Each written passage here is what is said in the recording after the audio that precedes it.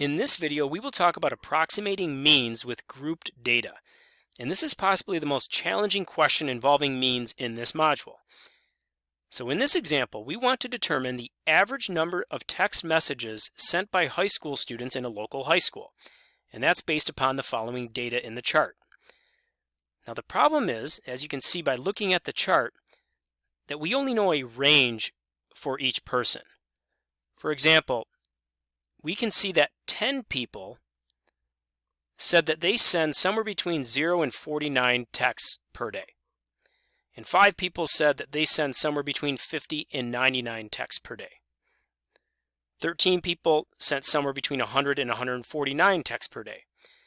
So as you can see, our approach in solving this question clearly involves estimation. But we will still think about the general idea of how we would compute an average here. And that is by adding up our estimation of the total number of text messages sent and then dividing by the total number of people. So let me write that down. Let's say that our approximate average of the number of text messages sent per day is going to equal the total number of texts divided by the total number of people. Okay, so here is how I would like you to estimate. I would like you to look at this first interval, and you can see that the number of text messages is somewhere between 0 and 49 for these 10 people. Now some of those people might have sent on the very low end, and some of those people might have sent on the very high end. And so a safe number within this interval to take for all 10 of those people would be the middle number in the interval. Now, what do we consider the middle number of this first interval? A lot of you might look at this and say, oh, well, 0 to 49, just go right in the middle of those two numbers, and maybe it would be 24.5. But that would actually be wrong, because we're going to follow a method that your book follows. And your book says that the middle of this first interval is actually the average of the lower class limit of that interval and the lower class limit of the next interval. So I'm going to consider the middle of the first interval to be 25. Likewise, the middle of this next interval is going to be the average of 50 and 100, so it would be 75. And then let's continue with that pattern. So the middle of this next interval would be 125, and then the middle of 150 to 199 would be 175. The middle of 200 to 249, we are going to consider 225. And then the middle of this last one would be the average of 250 and what would be the next lower class limit, which would be 300. And so the average of 250 and 300 would be 275. So now what we can do is tabulate an estimate of the total number of texts that are sent, because we're going to say that 10 people sent 25 texts each. We'll say that 5 people sent 75 texts each. 13 people sent 125 texts each. 11 sent 175 each. 7 people sent approximately 225 each. And 4 people sent 275 each.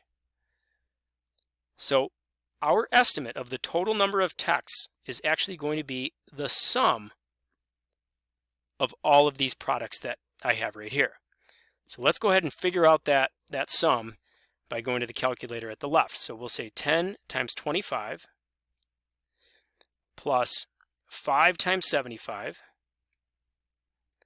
plus 13 times 125 plus 11 times 175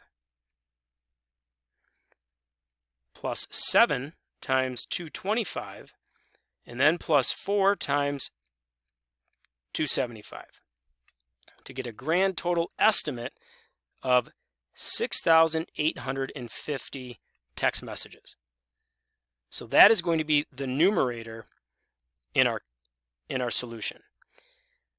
Now, to figure out the total number of people, all we need to do is add up the total number of people that were surveyed. And remember, 10 people were surveyed and said that they send between 0 and 49 texts. 5 people were in this category, 13 were in this category. So to get the total number of people, we can just add all of these frequencies right here. And when we add 10 and 5 and 13, 11, 7, and 4, let's do that in our heads. We get 15 and 13, that's 28. Another 11 is 39. Another 11 is 50. So we end up with a grand total of 50 people that have been surveyed here.